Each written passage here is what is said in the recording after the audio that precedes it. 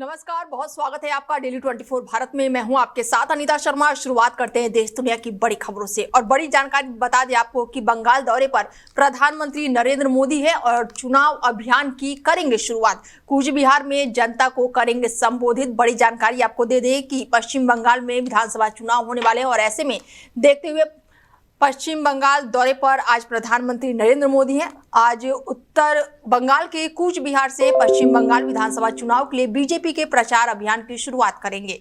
ऐतिहासिक रास मेला मैदान में होने वाली विजय संकल्प सभा में पीएम बीजेपी की राज्य स्तर की रणनीति पर विजन पेश करेंगे। बीजेपी ने इस रैली को सिंडिकेट राज और कटमारी संस्कृति के अंत का प्रतीक बताया है। पार्टी का कहना है कि प्रधानमंत्री की यात्रा बंगाल को भय के युग से निकालकर भरोसे और विकास के भविष्य की ओर ले जाने पर केंद्रित है। रैली का उद्देश्य विश्वघात के अध्याय को सुरक्षा और विकास की प्रतिबद्धता में बदलना है। जानकारी के मुताबिक बता दें आपको कि रैली में पीएम मोदी टीएमसी के खिलाफ बीजेपी द्वारा हाल ही में जारी जनता की चार्जशीट में उठाए गए मुद्दों को प्रमुखता से उठाएंगे और इस रैली के बाद से आगामी चुनाव से पहले राज्य भर में बीजेपी के वरिष्ठ नेताओं द्वारा जनसभाओं, रोड शो और संगठनात्मक कार्यक्रमों की श्रृंखला जो है उसको आयोजित की जाएगी। ऐसे में प्रधानमंत्री नरेंद्र मोदी का ये दौरा बेहद ही खास माना जा रहा है। चुनावी अभियान की आज से शुरुआत करेंगे प्रधानमंत्री नरेंद्र मोदी और ऐसे में टीएमसी को घेरते हुए दिखाई देंगे। प्रधानमंत्री नरेंद्र मोदी जनता को भी संबोधित करेंगे। बंगाल दौरे पर आज प्रधानमंत्री नरेंद्र मोदी का दौरा है। ऐसे में चुनाव अभियान का आज प्रधानमंत्री नरेंद्र मोदी आगाज करने वाले हैं। कूच बिहार में जनता को संबोधित भी करेंगे प्रधानमंत्री नरेंद्र मोदी। तो वहीं पिछले 24 घंटों से जारी अनिश्चितता के बाद से फाइनली अमेरिका ने अपने उस पायलट को खोज निकाला है जो ईरान में गिराया गया था। F-15E स्ट्राइक ईगल के बाद से लापता हो गया था। हालांकि ये बचाव अभियान किसी फिल्मी दृश्य से कम नहीं था। अमेरिकी स्पेशल फोर्सेस की रेस्क्यू टीम की पायलट तक पहुंचने के लिए ईरान की धरती पर गोली और बमबारी का सामना करना पड़ा। दरअसल कुवैत के ऊपर उड़ान भर रहे अमेरिकी A-10 वॉर्थॉग अटैक एयरक्राफ्ट को ईरान ने निशाना बनाया था जो कि दुर्घटनाग्रस्त हो गया था। हालांकि इसका पायलट जो है वो सुरक्षित रूप से बाहर निकलने में सफल रहा, जबकि दूसरा पायलट लापता हो गया था और इसके ईरान में गिरे होने की सूचना मिली थी। ईरान के दक्षिण पश्चिमी क्षेत्र में लापता अमेरिकी पायलट को न केवल अमेरिका सेना खोज रही थी बल्कि ईरान के रिवोल्यूशनरी गार्ड्स ने पूरे इलाके की घेराबंदी कर बड़े पैमाने पर सर्च ऑपरेशन शुरू कर दिया था। ऐसे में बड़ी जानकारी निकलकर सामने आ रही कि अमेरिका का जो पायलट था फिलहाल उसे खोज लिया गया है। ईरान ने सुरक्षा खोज अमेरिकी के सेना को ढूंढ लिया है और गोलीबारी के बीच ये बड़ा ऑपरेशन चलाया गया है। मौत के मुंह से किसी तरह से पायलट को निकाला गया है। हालांकि अमेरिका के लिए ये बड़ी राहत की खबर है। ईरान ने इसको लेकर ऐलान भी किया था कि अगर किसी ने भी पायलट को ढूंढ निकाला तो उसे इनाम दिया जाएगा, जिसके बाद से अमेरिका ने सर्च ऑपरेशन चलाते हुए फिलहाल पायलट को मौत के मुंह से बाहर निकाल लिया है। अमेरिकी राष्ट्रपति डोनाल्ड ट्रंप ने ईरान को स्ट्रेट ऑफ हॉर्मुज खोलने के लिए 48 घंटे का अल्टीमेटम दिया है। उन्होंने चेतावनी दी है कि अगर ईरान नहीं माना तो उसे तबाह कर दिया जाएगा। ट्रंप ने अपने social media platform truth social पर पोस्ट करके कहा है कि समय खत्म हो रहा है। उन्हें याद दिलाया है कि पहले उन्होंने ईरान को 10 दिनों की मोहलत दी थी, लेकिन अब सिर्फ 48 घंटे बचे हैं। ट्रंप अब तक हॉर्मुज खोलने के लिए ईरान को 3 बार अल्टीमेटम दे चुके हैं। उन्होंने कहा है कि ईरान अगर ऐसा नहीं करता है तो उसका ऊर्जा ठिकानों को भी निशाना बनाया जाएगा। वहीं ईरान ने ट्रंप के अल्टीमेटम को खारिज कर दिया है। ईरानी सेना में जनरल अली अबादी ने कहा है कि ट्रंप का बयान बेबस, घबराहट और बेवकूफ़ी भरा है। इस तरह की धमकियों का मतलब है कि आपके लिए जहन्नुम के दरवाजे खुल जाएंगे। बता दें कि बीते कुछ दिन पहले ही डोनाल्ड ट्रंप ने ईरान को चेतावनी दी थी, जिसके बाद से इस चेतावनी के मात्र अब 48 घंटे बचे हुए हैं। हालांकि कह सकते हैं कि इस महायुद्ध में अमेरिका और ईरान के लिए 48 घंटे जो है वो बेहद ही खास होने वाले हैं। ऐसे में ट्रंप ने कहा है कि नहीं माने, ईरान अगर नहीं माना तो तबाही जो है वो पूरी तरह से पक्की है। वहीं अमेरिका के राष्ट्रपति डोनाल्ड ट्रंप ने दावा किया है कि तेहरान पर एक बड़ा हमले में ईरान के कई शीर्ष सैन्य नेताओं को खत्म कर दिया गया है। राष्ट्रपति ने ये दावा अपने सोशल मीडिया प्लेटफॉर्म पर किया है। उन्होंने इस पोस्ट के साथ एक 7 मिनट 7 सेकंड का एक वीडियो भी साझा किया है। जिसमें कथित तौर पर आसमान में धमाकों की रोशनी दिखाई दे रही है। अपने बयान में ट्रंप ने कहा है कि ईरान के कई सैन्य नेता जिन्होंने उन्हें खराब और गलत तरीके से नेतृत्व किया, इस बड़े हमले में खत्म कर दिए गए हैं। साथ ही बहुत कुछ और भी नष्ट हुआ है। पोस्ट के साथ साझा किया गया है कि वीडियो कभी धुंधला नजर आता है, लेकिन उसमें विमान की आवाज और तेज धमाकों की आवाज साफ सुनाई दे रही है। हालांकि इस गंभीरता को देखते हुए राष्ट्रपति ट्रंप ने हमले में टारगेट या फिर तकनीकी विवरणों के बारे में कोई भी जानकारी साझा नहीं की है। यह कथित हमला उस सख्त अल्टीमेटम के बाद सामने आया है जो राष्ट्रपति डोनाल्ड ट्रंप ने ईरान को दिया है। उन्होंने कहा है कि तेहरान के पास समझौता करने या फिर होर्मुज स्ट्रेट को फिर से खोलने के लिए 48 घंटे हैं, वरना उस पर कहर बरपेगा। ट्रंप का ये संदेश उनके पहले दिए गए 10 दिनों के अल्टीमेटम को भी याद दिलाता है। राष्ट्रपति डोनाल्ड ट्रंप ने बड़ा दावा किया है, ऐसे में तेहरान पर हमला लगातार जारी है। ट्रंप ने ये बड़ा दावा किया है, सोशल मीडिया पर ये वीडियो साझा किया है, जिसके बाद से ट्रंप ने लंबा चौड़ा एक लेख भी लिखा है। अमेरिकी राष्ट्रपति डोनाल्ड ट्रंप का ये बड़ा दावा निकलकर सामने आया है। तेहरान पर जबरदस्त हमला जो है वो लगातार जारी है। ईरान ने टॉप मिलिट्री लीडरों को मार गिराया है ईरान के। ट्रंप ने ये दावा किया है। इसके साथ ही ट्रंप ने सोशल मीडिया प्लेटफॉर्म पर कई वीडियो भी साझा किए हैं और कई तरह के लेख भी लिखे हैं। और इसके साथ ही ट्रंप ने कहा है कि ईरान के जो टॉप मिलिट्री लीडर है उन्हें अमेरिका ने मार गिराया है। वहीं मिडिल ईस्ट में जारी लड़ाई और अधिक विकराल रूप लेती हुई नजर आ रही है। चाहे अमेरिका हो, इजराइल हो या फिर ईरान, कोई भी देश किसी भी कीमत पर सीज फायर के लिए तैयार नहीं है। और इसी बीच ईरान ने ईरान के सबसे बड़े पेट्रोकेमिकल जोन पर बड़ा हमला किया है। इजराइल द्वारा ईरान के पेट्रोकेमिकल जोन पर हुए हमले में 5 लोगों के मारे जाने की खबर निकलकर सामने आई है और कई लोग गंभीर रूप से घायल बताए जा रहे हैं। पेट्रोकेमिकल जोन को इस हमले में कितना नुकसान हुआ है, इसकी आधिकारिक जानकारी ईरान की ओर से सामने नहीं आई है।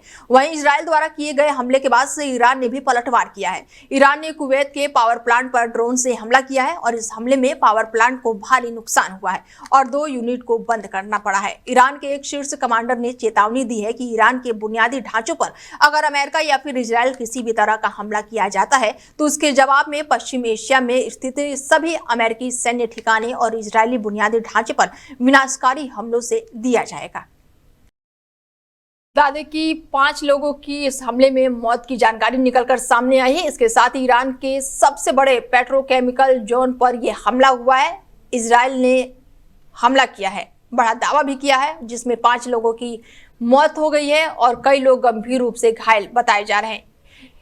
ईरान के सबसे बड़े पेट्रोकेमिकल पर यह हमला हुआ है। ऐसे में इजराइल ने यह बड़ा हमला किया है और इस हमले में 5 लोगों की जान चली गई है और कई लोग गंभीर रूप से घायल बताए जा रहे हैं। ईरान अमेरिका युद्ध लगातार भीषण रूप लेता हुआ नजर आ रहा है। फिलहाल सुलह के आसार जो है वो नजर नहीं आ रहे हैं और इसी बीच कुवैत के तेल परिसर में ईरानी ड्रोन के हमले से आग लग गई है। कुवैत के सरकारी मीडिया के अनुसार ईरानी ड्रोन हमले से सरकारी कार्यालय परिसर को काफी नुकसान पहुंचा है। कुवैत के सरकारी मीडिया ने बताया है कि किसी के घायल होने की खबर नहीं है और कर्मचारी घर से काम करेंगे। इससे पहले कुवैत ने शुक्रवार को कहा था कि एक ईरानी हमले में एक संयंत्र क्षतिग्रस्त हो गया है और यहां पर हमला जो है वो ड्रोन से किया गया है, जो कि तेल रिफाइनरों पर हमले के बाद हुआ है। कुवैत ने विस्तार से जानकारी दी है और कहा है कि विकिरण संयंत्र पर हमले से संयंत्र के कुछ घटकों को भौतिक क्षति हुई है। इसके साथ ही खाड़ी अरब देशों और ईरान के लिए अधिकांश जल की आपूर्ति करता है, जो कि फारस की खाड़ी के खारे पानी को रेगिस्तान क्षेत्र के लिए पीने योग्य पानी में बदलता है।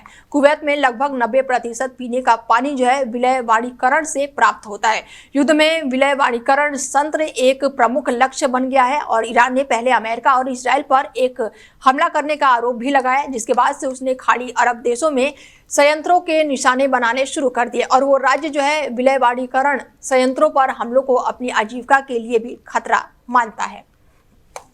वहीं अमेरिका के रक्षा मंत्री ने एक बार फिर से भारत को धमकी दी है। उन्होंने कहा है कि अगला संघर्ष सिर्फ सीमाओं तक सीमित नहीं रहेगा बल्कि कोलकाता तक पहुंच सकता है। उन्होंने फॉल्स फ्लैग ऑपरेशन का आरोप लगाया, लेकिन इसके समर्थन में कोई भी सबूत पेश नहीं किया। आसिफ ने कहा है कि अगर भारत कोई कार्रवाई करता है तो पाकिस्तान जवाबी हमला भारतीय क्षेत्र के अंदर तक करेगा।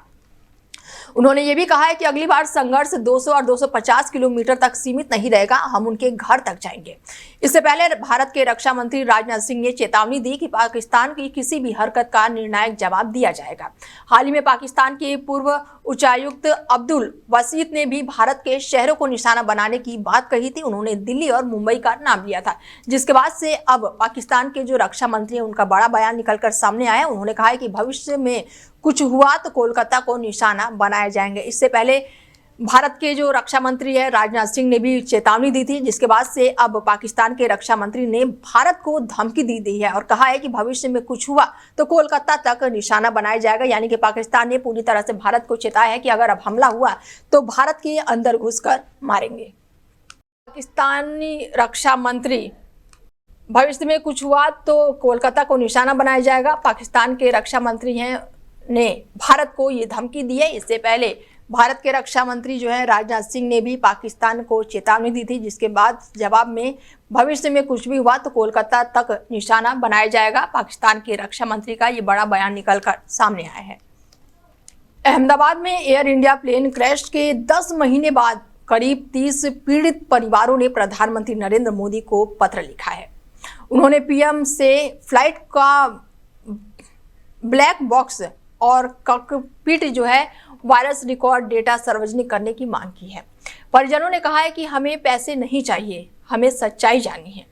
हम जानना चाहते हैं कि हादसा क्यों हुआ और क्या इसमें कोई तकनीकी खराबी थी। परिजनों का कहना है कि अगर ब्लैक बॉक्स डेटा सार्वजनिक नहीं किया जा सकता तो कम से कम इसे निजी तौर पर परिवार के साथ साझा किया जाए। 12 जून 2025 को अहमदाबाद में लंदन जा रहे बोइंग 7878 विमान टेक ऑफ के तुरंत बाद ही मेडिकल कॉलेज हॉस्टल पर गिर गया और इस हादसे में 241 यात्री और 19 यात्री समेत कुल 260 लोगों की मौत हुई थी। जिसके बाद से परिजनों की अब मांग है कि ब्लैक बॉक्स डेटा जो है उसे साझा किया जाए। अहमदाबाद प्लेन हादसे में पीड़ितों का ये बयान निकलकर सामने आया। उन्होंने प्रधानमंत्री नरेंद्र मोदी को पत्र लिखा है और उस पत्र में मांग की है कि ब्लैक बॉक्स का जो डाटा है उसे सार्वजनिक किया जाए और अगर वो सार्वजनिक नहीं होता है तो पीड़ित परिवार को कम से कम वो डाटा शेयर किया जाए ताकि पता चल सके कि किस वजह से ये हादसा हुआ है। मध्य प्रदेश के अनूपपुर जिले में एक बड़ा हादसा हो गया है। बस स्टैंड के पास 4 मंजिला इमारत अचानक से ही भरभरा कर गिर गए, जिसमें कम से कम 2 लोगों की मौत हो गई है। वहीं 3 लोग घायल बताए जा रहे हैं। घटनास्थल पर अभी भी 7 से 10 लोगों के मलबे में दबे होने की आशंका जताई जा रही है। रेस्क्यू ऑपरेशन लगातार जारी है। एसडीआरएफ और प्रशासन की टीम मलबा हटाने में जुटी हुई है। घायलों को बेहतर इलाज के लिए मेडिकल कॉलेज में रेफर किया गया। हादसे के समय दोनों लोग जो है इमारत की 4थी मंजिल पर काम कर रहे थे। बिल्डिंग गिरने से उन्हें गंभीर चोटें आई हैं और मौके पर ही कई मौत हो गई है। प्रत्यक्षदर्शियों के अनुसार दोनों के शरीर पर गंभीर चोटों के निशान पाए गए हैं और उनकी हालत बेहद ही भयावह बताई जा रही है। ऐसे में रेस्क्यू ऑपरेशन जो है वो लगातार जारी है। बड़ी जानकारी आपको दे दें कि मध्य प्रदेश में 4 मंजिला इमारत जो है वो भरभरा कर गिर गई है और बिल्डिंग गिरने से 2 लोगों की मौत हो गई है। हालांकि कई लोग गंभीर रूप से घायल बताए जा रहे हैं। घायलों को फिलहाल अस्पताल में भर्ती कराया गया है, जहां पर उनका इलाज जारी है। इसके साथ ही बेहद ही दुखद जानकारी निकलकर सामने आई है। इस हादसे में 2 लोगों की मौत हो गई है। इंडियन प्रीमियर लीग 2026 का 9वां मुकाबला जो है वो गुजरात टाइंस और पहले सीजन की चैंपियन राजस्थान रॉयल्स के बीच खेला गया है। अहमदाबाद के नरेंद्र मोदी स्टेडियम में खेले गए इस मैच में राजस्थान रॉयल्स ने पहले बल्ले से ही फिर 2 गेंद से शानदार प्रदर्शन करते हुए गुजरात टाइंस को 6 रन से हरा दिया है और ये रॉयल्स की इस सीजन की लगातार दूसरी जीत है। 211 रनों के विशाल लक्ष्य का पीछा करते उतरी गुजरात टाइंस की शुरुआत जो है वो बेहद ही जोरदार रही। कुमार कुशाग्र और साथ ही साई सुदर्शन को मिलाकर पहले विकेट के लिए 7.6 ओवर में 78 रन जोड़े गए और ऐसे में ये बड़ी जीत मिली है, जिसके बाद से सुदर्शन ने अपनी इस पारी में 9 चौके और 3 छक्के लगाए हैं। इसके साथ ही बटलर की अगर बात करें तो उन्होंने भी अच्छी शुरुआत की, फायदा नहीं उठा सके। वहीं 14 गेंदों में 26 रन बनाकर वो आउट हो गए। ग्लेन की अगर बात की जाए तो बल्ले से कुछ खास कमाल वो नहीं दिखा सके और सिर्फ 3 रन बनाकर वो आउट हो गए। वहीं वॉशिंगटन सुंदर की अगर बात करें तो 4 रन बना सके। राहुल की अगर बात करें तो 6 गेंदों में 12 रन बनाकर वो आउट हो गए। वहीं शाहरुख खान ने 4 गेंदों में 11 रन बनाए। फिलहाल बुलेटिन में मेरे साथ इतना ही। दीजिए इजाजत, नमस्कार।